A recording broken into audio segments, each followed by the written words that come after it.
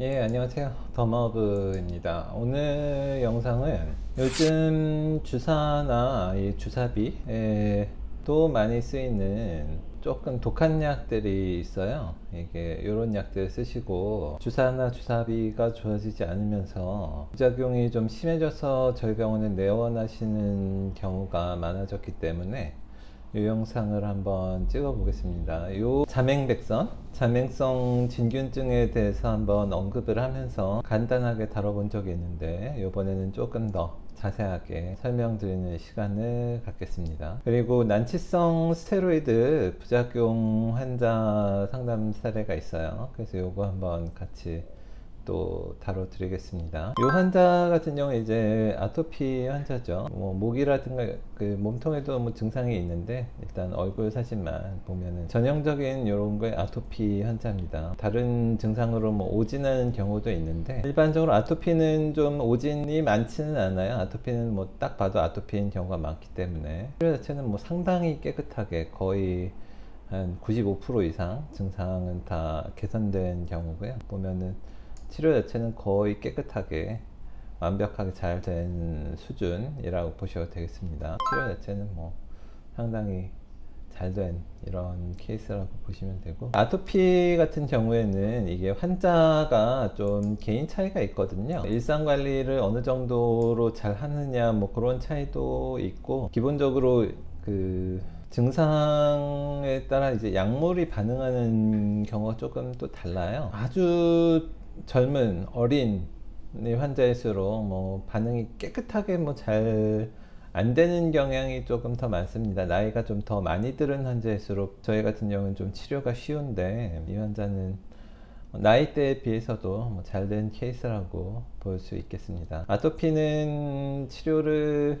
웬만큼은 하는 거는 쉬워요. 아토피가 100% 낫기가 조금 어려운 증상이지, 일단 50% 이상 치료는 굉장히 좀 쉽다고 보시면 됩니다. 50에서 증상 한 1-20% 남는 그 정도까지가 좀 증상이 많이 왔다 갔다 한다고 보시면 되겠어요. 기본적으로 이 더마허브 스킨룩스 특화 물질 같은 경우에 이제 아토피 면역 조절 효과도 있고, 이건 이전 영상에서 많이 다뤘으니까 생략하겠습니다. 그리고 혈관 확장도 좀 억제해주고 염증 자체도 좀 줄이기 때문에 괜찮은 임상 결과가 나오죠. 영상 처음에 이 스테로이드 부작용, 아주 어려운 스테로이드 부작용 환자에 대해서 한번 조금 언급을 해보겠다고 했었는데, 저희 병원 홈페이지에 문의가 와가지고 한번 설명을 같이 드리려고 하는데요. 이런 환자가 진짜 만만치 않은 환자예요. 저는 2015년 2월에 처음 아산병원에서 신증후군 진단을 받은 후 1년에 두세 번씩 심각한 재발로 경구용 소론도, 스테로이드, 이제 소론도가 무슨 약인지 아시는 정도까지 된 거죠. 이 환자가 반의사 된 겁니다.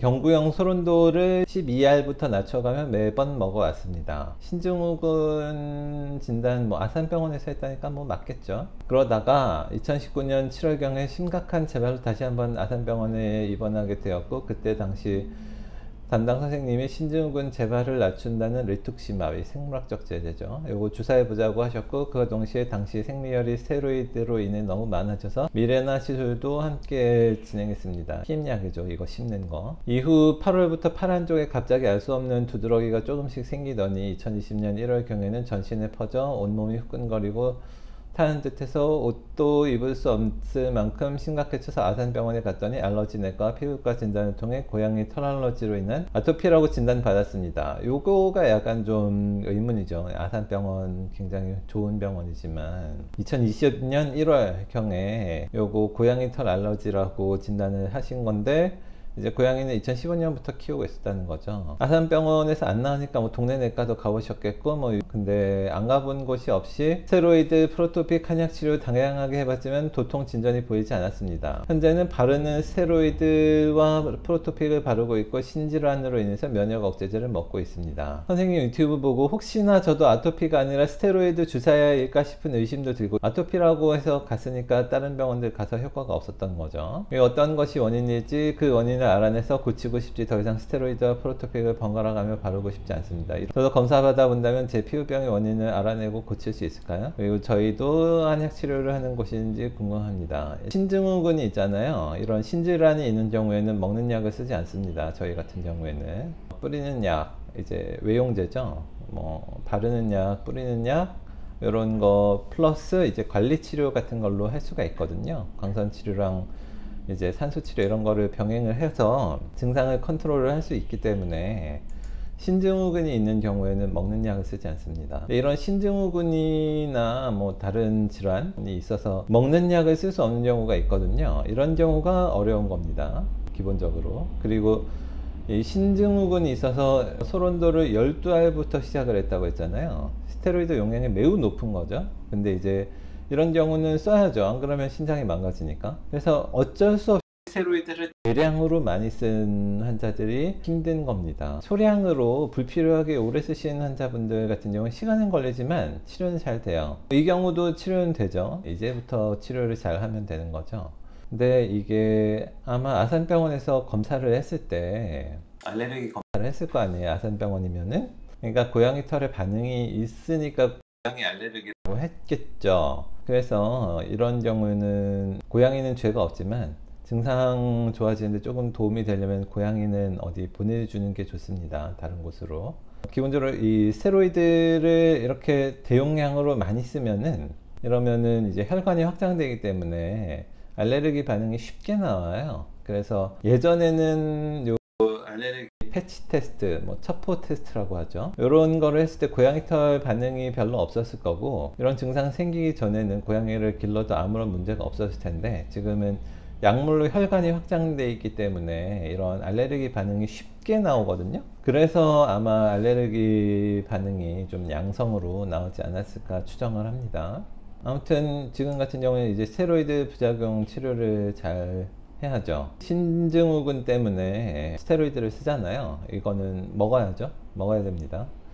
스테로이드를 쓰면서 이 스테로이드 부작용을 스테로이드 락티케어로 하는 게 아니라 관리 치료나 이제 저희 병원 약물 치료를 하면은 지속적으로 스테로이드를 먹어야 되기 때문에 증상이 100% 없어질 수는 없죠. 왜냐하면 스테로이드를 계속 주기적으로 공급을 하니까. 하지만 부작용은 최대한 억제할 수가 있다 라는 겁니다. 지금 증상은 스테로이드로 인한 거기 때문에. 이거 보내주신 분 요 영상 참조하셨으면 좋겠고요. 이런 분들이 진짜 어려운 거지만 그래도 증상 웬만큼 컨트롤 다 할 수 있다 라고 말씀드리겠습니다. 그리고 아까 처음 영상 제목에서 말씀드린 거 있잖아요. 이 주사비의 이 약의 부작용은 해가지고 제가 물어본 게 사이클로스포린이에요. 요즘 이 사이클로스포린 상품명으로 이제 사이폴N이라고 하는데 사용 환자가 좀 늘고 있어요. 특히 이런 거는 면역 억제를 위해서 쓰는 거거든요. 과도한 자가 면역이 있는 질환에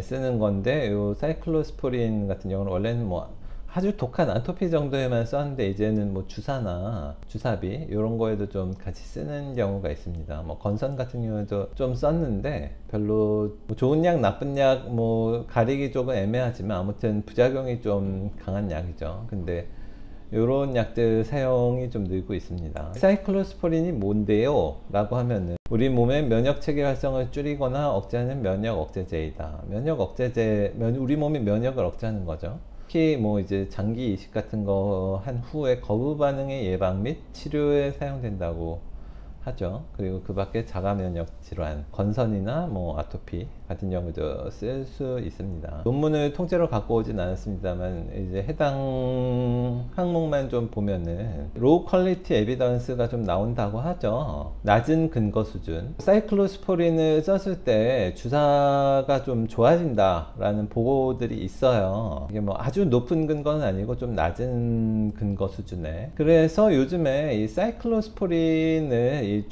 주사비, 주사 피부염에 쓰는 경우가 조금씩 늘고 있습니다. 요거 쓰다가 안 돼가지고 저희 병원 오시는 경우가 점점 늘고 있어요. 그리고 이제 사이클로스포린으로 피지 과형성이 생길 수가 있거든요. 그래서 요 사이클로스포린을 쓰다가 여드름이 굉장히 폭발하는 경우가 많습니다. 그래서 사이클로스포린 부작용을 보면은 요거는 이제 네이버에 그 약학 정보에서 갖고 온 겁니다. 체내의 면역 반응을 억제함으로 감염이 더 쉽게 일어난다는 거죠. 다양한 종류의 감염이 많이 생길 수 있습니다. 상처가 나지 않도록 주의해야 되고, 면역 억제제 복용으로 암 발생이 증가할 수 있죠. 우리 몸의 면역 세포들이 암 세포를 이제 없애는 이런 작용이 있거든요. 근데 면역 억제를 하면 암 발생이 증가할 수 있겠죠. 그래서 자외선 노출 같은 거 좀 줄여야 되고, 사이클로스포린 같은 경우에는 고혈압을 유발할 수 있기 때문에 혈압도 잘 체크해야 되고, 혈중 지질도 증가를 시킬 수가 있고, 그리고 신기능도 손상될 수 있고,